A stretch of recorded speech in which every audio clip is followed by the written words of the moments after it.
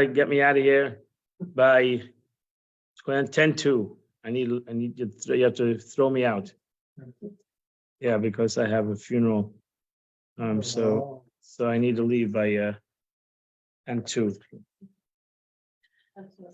So throw me out, okay? Wherever I'm holding, throw me out. That's true. That's true.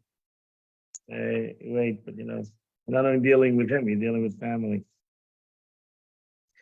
Okay, we're starting a new Parhsa Bamidbar, the book of Numbers, and which starts on page number 79 in your book. Hopefully, you have the book. Okay. So the Torah introduces us this week, even though it's before, but very explicitly in this week's Parhsa, the concept of Nesiim, the aspect of Jews, Nesiim, princes. And a Nasi, every tribe had a Nasi. There were 12 tribes. They had 12 Nesiim, the Levi, every family, you go into the Levi, each of the 4 families had a Nasi. So what is the need of a Nasi? What is the need of a prince? What was the obligations of this prince, this Nasi? Doesn't say, he doesn't say the Torah much.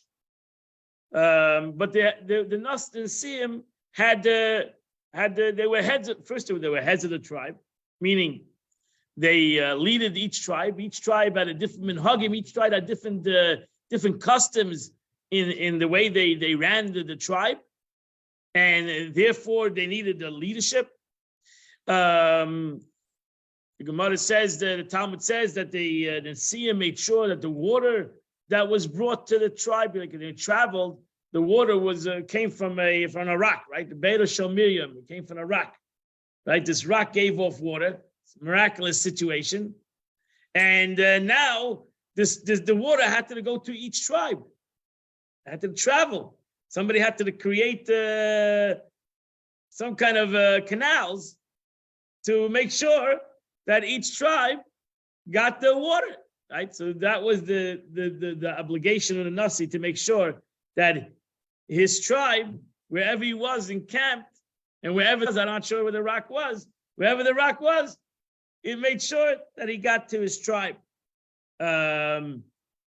We know that the building of the Mishkan was done through the Jewish people, all the Jewish people, which also needed a Nasi, to make sure that each tribe did also what they were supposed to do.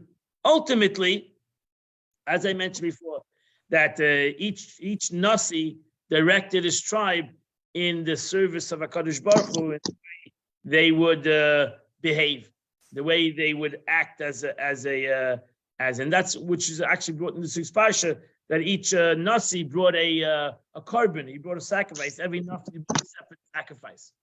Why was it need of every Nasi bringing a separate sacrifice? Because every sacrifice is the concept of the service to God, and therefore every Nasi, every tribe had their service. There was in essence 12 different nuschas. There were 12 different sidurim, 12 different ways that you can express your relation with HaKadosh Baruch Hu. And each tribe, each one had a Nasi. So the Rebbe over here, it wants to express what kind of, who made them a Nasi? Made them a Nasi. How did they become a Nasi? How did they become a leader of a tribe? Were they voted in? Was Moshe Rabbeinu made them a Nasi? Today we have this struggle, right? We're going to struggle. How do you become you should be appointed by the people? Should you be, there's a positive thing in appointed by the people. There's a negative thing appointed by the people. Maybe you should be appointed by somebody that's higher. You have even in America, certain things are appointed by the people, go to vote. Certain people, certain entities are put in by the Congress, by the leaders of the people, not put in by the people. Or if somebody leaves, the Congress in the middle of his term, the governor puts in a senator, right? The governor has that power, right? So it's just an interesting concept we see in the world. To how should we appoint leaders? How should they be appointed? What would be the best way to appoint a leader? And ultimately, what is the object of, what is the purpose of a leader? Did he only care about his tribe and not about the rest of the people? What do you, when you become a leader, do you only care about your what are they called?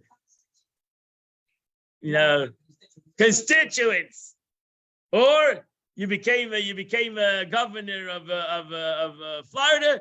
Do you care about more than just Florida? Because you're part of the United States of America. So when you became a head of a tribe, do you care only about the tribe, or do you care about the entire Jewish nation? So what is the concept of a leader? What is the concept of leader? What's the aspect of leadership? So let's go into this beautiful sikha of the Rebbe, very nice sikha based on this parsha. So let's go to the verse. Verse number, text number 1a, chapter, it's a book of Numbers, chapter 1 and 2, chapter 1, verse number 2. So Su'u, the verse says as follows. Su'u es reish kaladas b'nei Yisrael, take a some number of the entire congregation of Israel. Right? I want you to count the Jewish nation. It's interesting alone, the way, but that's a separate concept. You know what? The Eibush needs to, God knows the count. He doesn't need to have somebody to count for him. He knows the count. No, the Eibush God wants that the Jewish people should be counted. Be counted. But the Eibush says, I'm not interested only in the Jewish people to be counted. I want that there should be, that when you do this counting, I want that there should be, at the counting, there should be one man of each tribe, a Nasi. I want there should be a Nasi. I want there should be a leader of each tribe. Even though Moshe Rabbeinu was the leader of the Jewish nation, David says, I want a leader, I want a Nasi, I want each tribe. In the counting, there should be a Nasi.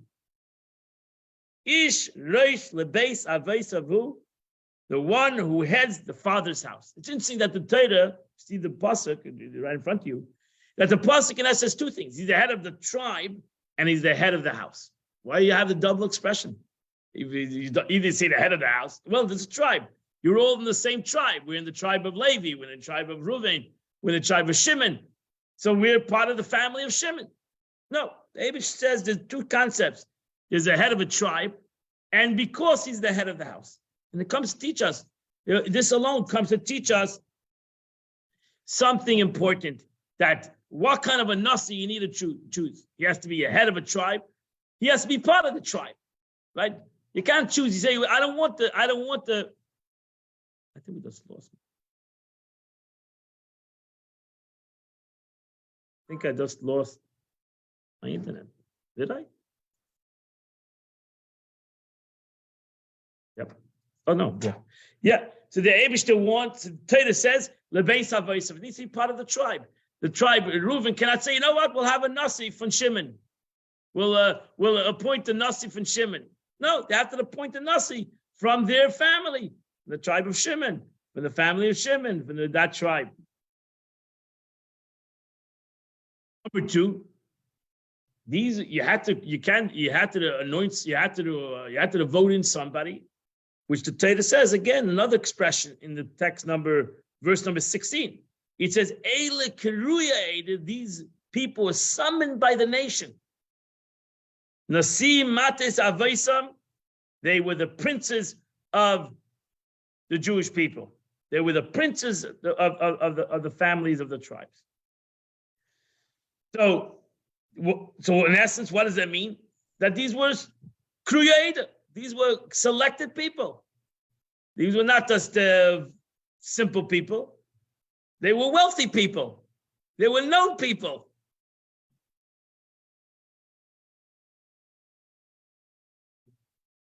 Big shots, knackers, right?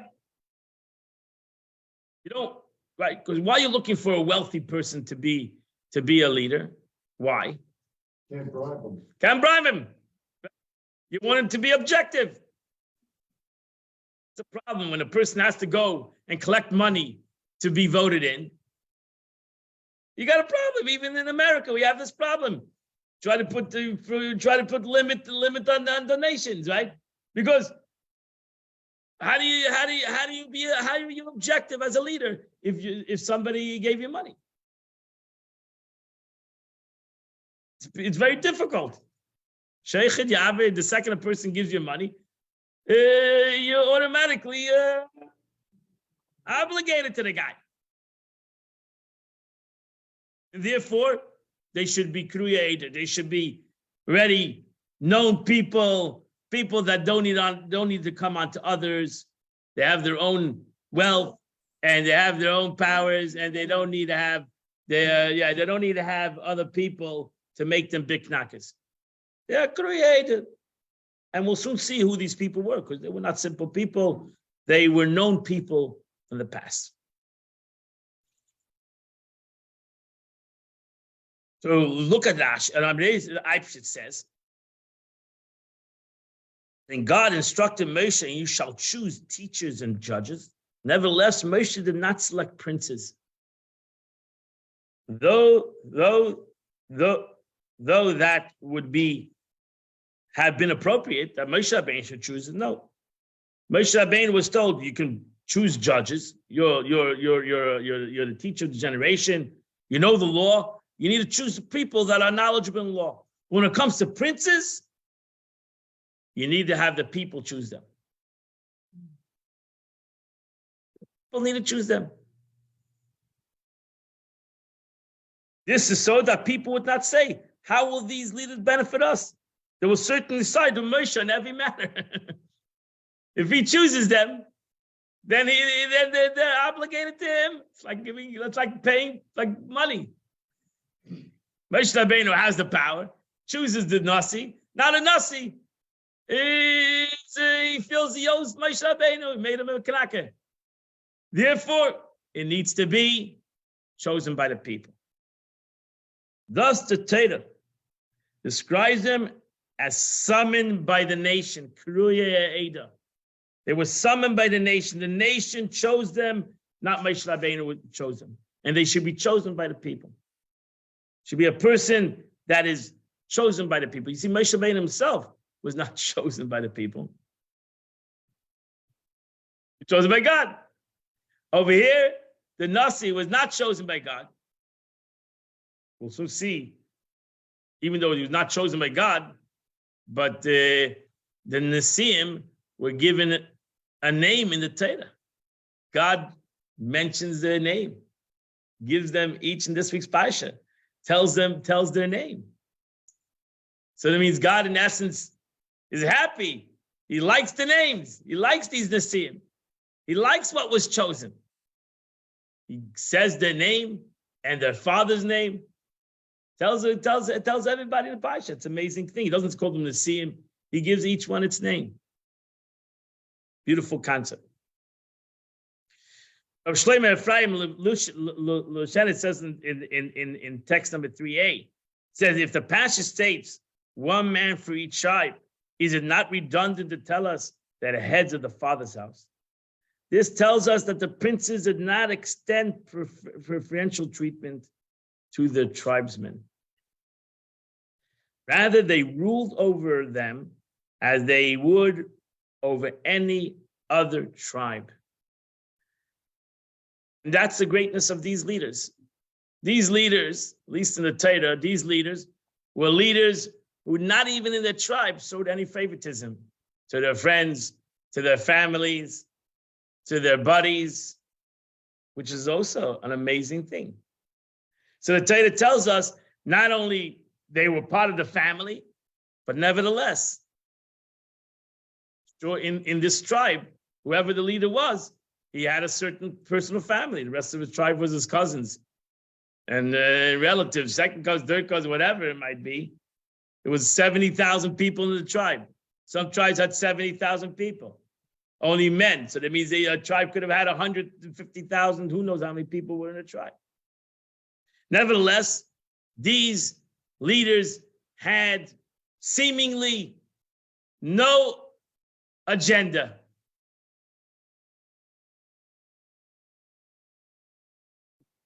Very good question. Very good question. So see, everything is answered. Gemara answers every struggle you have.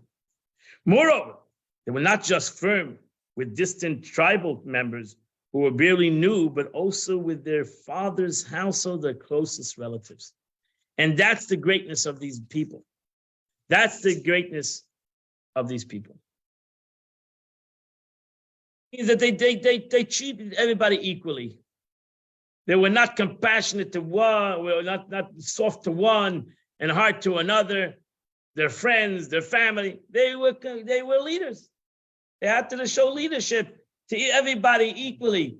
And that's a difficult thing. That even that people say that leaders are objective most people don't think that leaders are objective. They think they're subjective. You have certain people you laugh, smile at, this person you laughed at, that one you hug.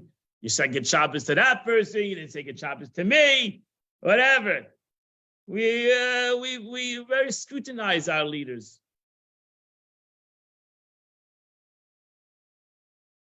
That's the beauty of this thing. That's the beauty of the Parsha. The beauty of the Parsha is explained in text number 3b. And the Tziv says the tribes already chosen their leaders. At this point, God endorsed their choice, right? But the leaders of the tribe, we know in the first counting, it was a long time ago, that there was a concept of leaders in the tribe. But suddenly over here, in this week's Parsha, the Torah wants to emphasize another level to this leadership. And that is that God announces their names. Puts their names, not only for that time, forever. We know the names of the heads of the tribes in the desert today because it's written in the Torah. So in essence, God endorses their choice and ratifies the leadership of the divine. He says, yes, Shlomiel ben Tzuri Shaddai, and etc., etc. Look at these are true leaders. You have chosen correctly. This tells us that the leaders were not chosen solely on account of their wealth and leadership qualities. They're also chosen, their brilliant Torah scholarship and the fear of heaven. God says they're great.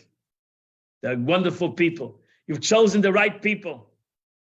You put upon yourself not only wealthy people and strong-minded people and just people. You've put on yourself people that I also agree with. Choice is a Gavaldica choice. Unbelievable. They were worthy to standing before God in the helm of their respective tribes. Who are these people? Why were they so special? One in some tribes of 40, 60, 70,000. You have one guy. What's so special about these people? They were chosen by the people. That means the people knew them already. And God comes and says, they're great people. You've chosen the right people. I gave it up to you to choose. You chose the right people. I could have got Moshe Rabbeinu to make leaders, but you chose the right people. And I'm satisfied. I ratify it. I stamped approval on it. There's a beautiful Rashi. It's a Medrash. It's a Gemara. And Rashi tells us who these guys were. Rashi says they were the Jewish overseers in Egypt.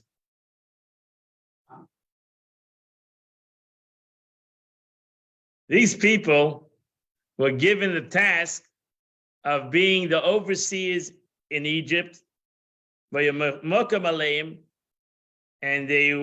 who were beaten for the sake of the Jewish slaves. So these were guys, they were not simple people. They were people who were made by Pharaoh as a taskmaster. And the Gemara says, were beaten because they were protecting the Jews under them. So they took the brunt from Pharaoh. They took his brunt, they took his abuse, and everything that the Pharaoh said, they tried and they did tried to bring it down in a soft way to the Jewish people, and these are the people we're talking about. So we're talking about people that understand understand others. They understand what it means to be caring, to take the that's true leadership. That then they understood what it means to be leaders. And to be leaders is sometimes, many times, you got to take the brunt, take the abuse. Now, Moshe Rabbeinu did that. We know Moshe Rabbeinu was Moshe Nefesh for the Jewish nation. He took the brunt of God on him, took the brunt of the Jewish people's sins upon himself, right? Between the Jewish people and God. But here we see these Nesiim were in a way greater, that they took the brunt of Egypt upon them. So then we're talking about special people, in essence. We're talking about special individuals.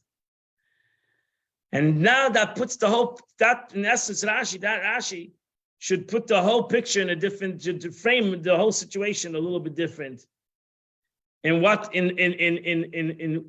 they were, in what kind of people they were, and why the Jewish people chose them even before God mentions them as any kind of special individuals in this week's Parsha.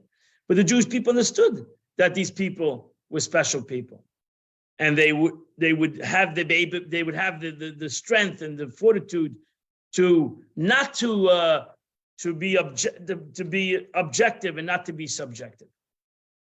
Because if they can be objective under the Pharaoh, they surely can be objective under any kind of situation that will be thrown at them in their leadership of the tribe. Yeah, you with me?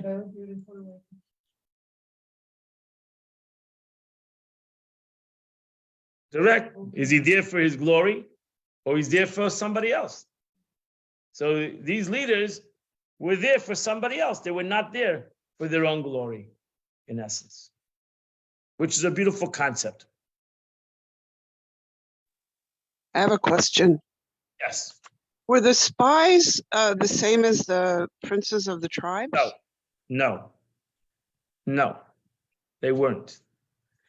They were also, as the Torah says later, the Torah also gives them that they were certain people, but they weren't the leaders. They weren't the Nesiim. And is there a reason why the Nesiim didn't go out to check the land? Good question.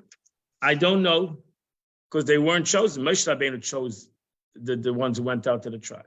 Moshe Rabbeinu chose those 10 people, those 12 people, not the Jewish people.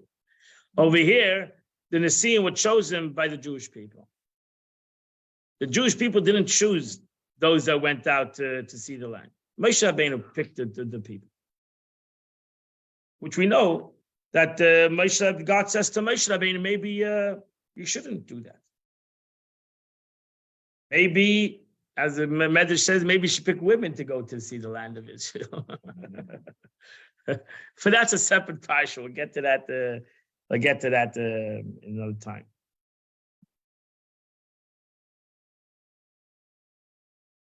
So the beauty of this week's parsha is self-understood, that not that these people are only chosen by humans, by the Jewish people. The Jewish people saw the greatness of these people. Is that the Eibishter, is that God. This week's parsha emphasizes that God emphasizes this concept, that I validate this these 12 people.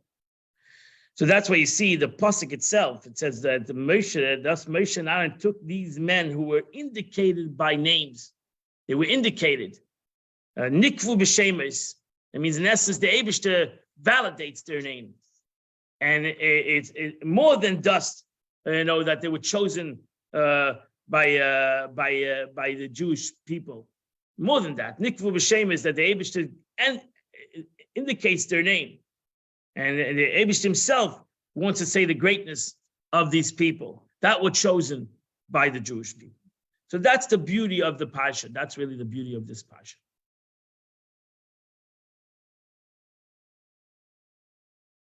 Since this week's parsha shows the beauty of these leaders, and they were objective and they had the capability of their objectiveness. And therefore they were given unlimited, unbelievable amount of responsibility in all aspects of life. So a Jewish leader, if you're a true Jewish leader, and these were not spiritual per se, spiritual leaders, right? These were not spiritual leaders. These were leaders of the Nasiya. These were not judges. These were not teachers. These were different kind of concept. This was a leader that, in essence, had the gamut from the physical to the spiritual. That was the gap, right? You had spiritual leaders. You had Moshe Rabbeinu. You had Aaron HaKohen. You had the Shivim Zikanim, the 70 elders. You had the Bezdin, and every tribe had their courts and their rabbis and their teachers. Every tribe had that situation. But then they had a Nasi. They had the lost, so to say, pride, the lost concept, the physical side of everything, the financial side of everything, the water, the food, the journey. That was the concept of the leader. So now we have a whole different aspect of what means leader. We know the Torah, for example, says a religious leader, Bezdin, a court, a rabbi in a court needs to be not. I'll take sheikhad. He needs to. Everybody who stands in front of him needs to be equal. We know those expressions in the Torah. What does a lay leader, which all of us should be, lay leadership, right? These are lay leaderships. These are the first lay leaders in the Jewish people. What is their obligation? How are they should be? What means that they are special in name, that they have lay leadership? I can understand. You have special in name, rabbis. This rabbi is this, that rabbi is that. Everybody has their greatness, their shtick, right? But what's a lay leadership? What kind of lay leadership you need to have? So here the Torah says, the Eibishter says, I want that each and every tribe, when we count the tribes, each and every tribe, as we count the tribes, the leader should be in front of the tribe. Should be at the front of the tribe. And not only should be at the front of the tribe, he needs to stay there as we count the entire Jewish nation. Right? Even though we counted Reuven already, you would think the Reuven can move away. Or the head of Reuven could say, okay, I'm done. I did my job. No, he had to stand there. He had to wait.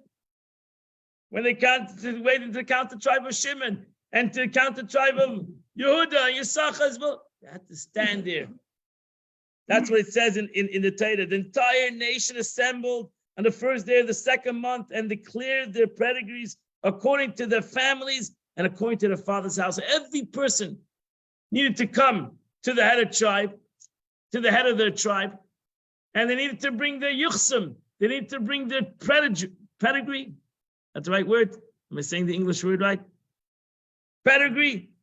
That means they had to come and they had to prove that they were from the tribe of Reuven. Right? They just went through Mitzrayim. Who knows who? How do you know you? How do you prove you're from the tribe? Right? How do you prove it? Truth is, how do you prove it? Shtai Yichus means you have a document that says who your father was, who your grandfather was, who your great-grandfather was, who your great-grandmother was, You're coming out of, how do people have that document? Because it came out of Egypt. With 210 years of Egypt. I don't think that they could have had documentation to who their yichus was. How is it possible? That's why these heads of the tribes that were the taskmasters of the Jewish people knew exactly. They had all the documentation. So they knew the inner outs of every tribe. But still impossible to know 70,000 people in your tribe. Still, it's impossible. But they were the ones. So actually, that's why it's brought down that really, ultimately, a guy who came and said, I'm from the tribe of Reuben, they accepted him. So how are you going to prove it that you're from the tribe of Reuben? How are you going to go? How many generations can you go back? How many generations over here? Most people over here can go back. 2 generations, 3 generations, right? 4 generations. How many generations do you go back? Imagine Mashiach comes and you say, Shalom Aleichem, I'm a Jew. How do you know you're a Jew? Where's your documentation? It's only one generation. That's not a proof. That's not a proof. It's not doing the same thing, so it's not a proof. So how's it going to be proof? You're going to come to the Mashiach's going to come. You're going to come. You say you're Jewish. They're going to accept you. They're not going to start saying, you know what? Maybe you're not Jewish. Maybe you only can prove 2 generations or 3 generations. Today, it's getting very difficult, getting more and more difficult to prove the history of who you come from, and if they're Jewish or not. It's not an easy thing, especially with assimilation, etc., etc. It's getting harder and harder when I know as a rabbi, people come to marriage. It's getting harder and harder to prove it, right? So you used to be able to prove it on a matzeva. The matzeva was written in Hebrew, but a lot of matzevas are not written in Hebrew anymore. So you ask them what their grandfather's Hebrew name, they don't know. You ask them what their grandmother's, they don't know. They have no idea. It's a problem. So they don't know English names.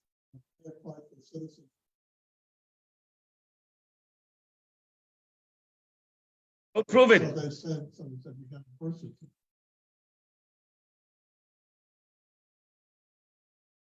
Yeah. Mother's maiden name Rosenberg. That's not a proof. That's not a proof anymore. Maybe then, not a proof. You find a lot of cones that are not Jewish.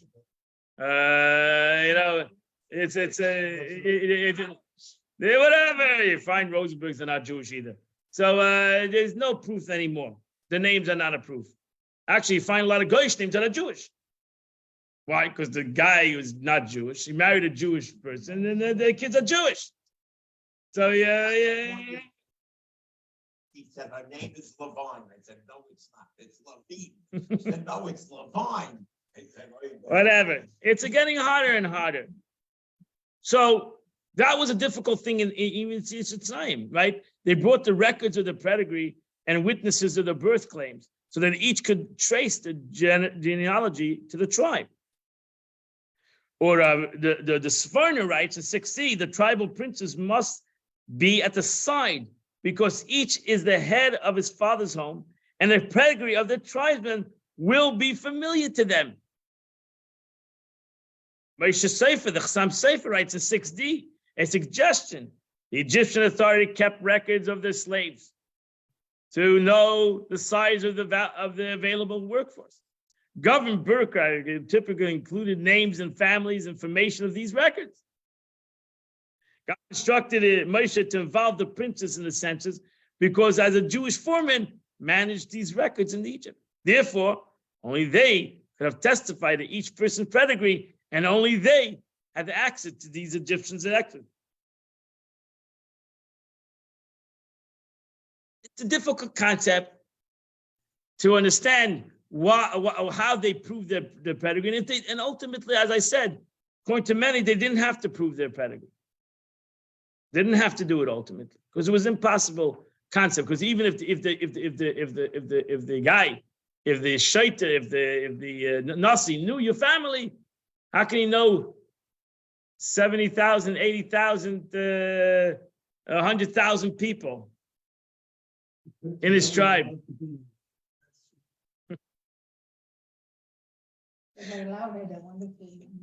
Yeah. Yeah. Okay, let's continue because I got no time. As you know, I only got 10 more minutes. No, I have to end early, I said. So, but nevertheless, the Eibishter wanted that when they counted in, the prince of each tribe should be with you. So it was more than the role of the tribe. The Eibishter wanted that every tribe, as they're counted, the head should be there, stayed there as he counted the entire Jewish nation. They should all stand there as each tribe was being counted. How long it took, I don't know. I wasn't there. If I was there, I don't remember. But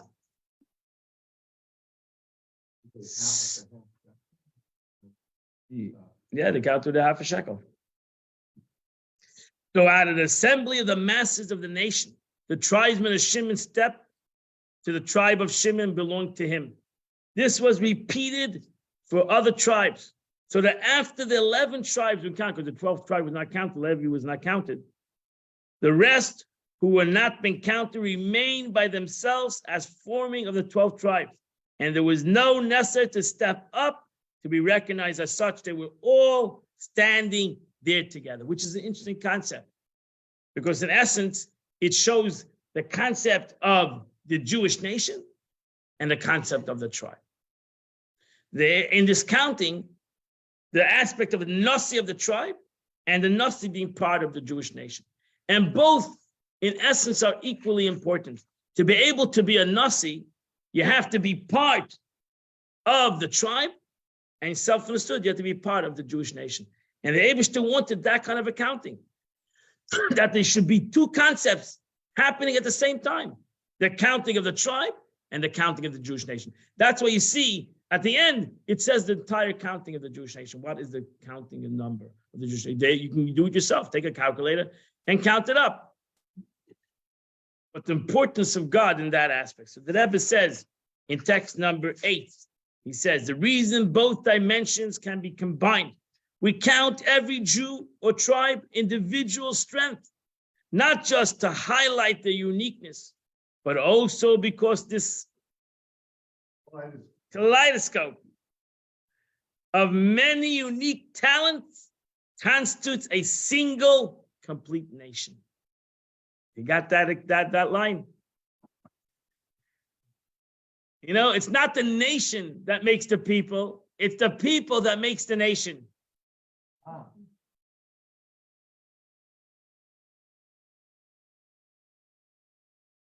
Right? It's the people. It's every individual that makes this a nation. So that's how you take the tzibur, the nation, to be part of every individual. Because every individual makes the nation. If you're missing one individual, you don't have a nation. We're missing part of this nation. The body makes the body. Before Chas V'Shalom, somebody's missing a limb, his body. He's missing part of his body. With respect to this point, that each unique skill completes the collective all people, irrespective of the particular skill, are equal. That's it. Doesn't make a difference, right? I think, you know what? How can you compare a surgeon to a flight attendant? Right? The surgeon's much more qualified than a garbage collector. But the world cannot live without a garbage collector.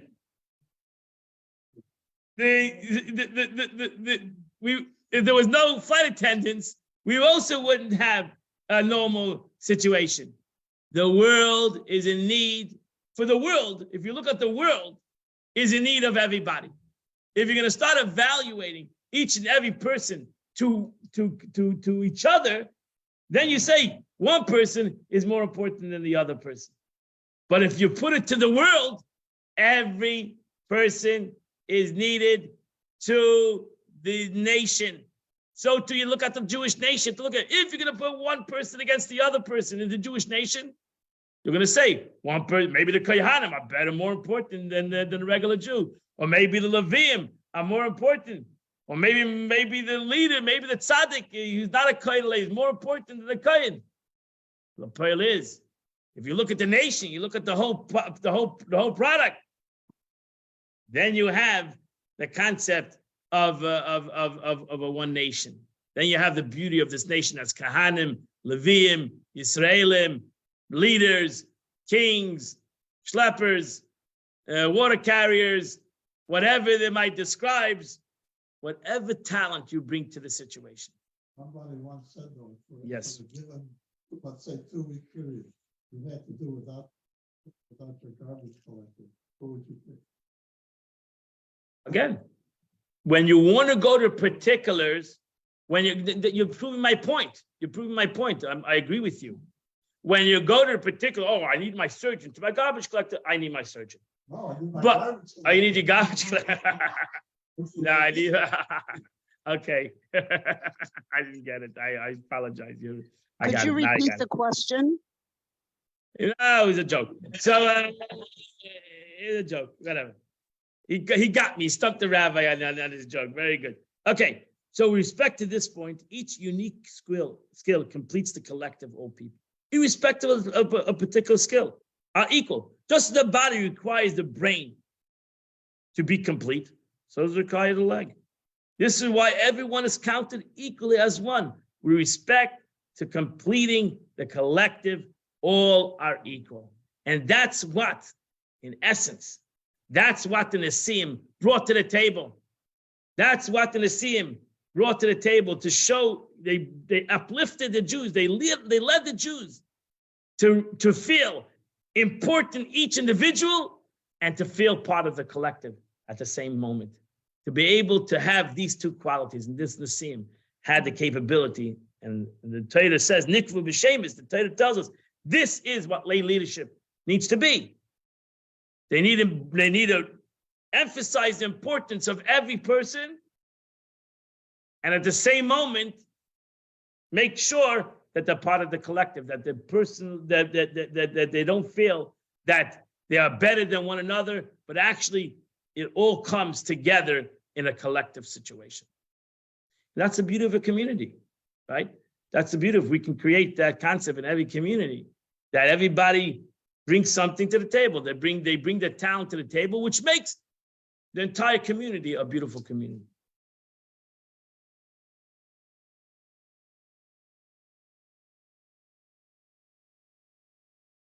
And that's why we count every Jew. The concept of counting every Jew is important, and that is counted in the midst of the entire Jewish nation. So not that when he counted, he left.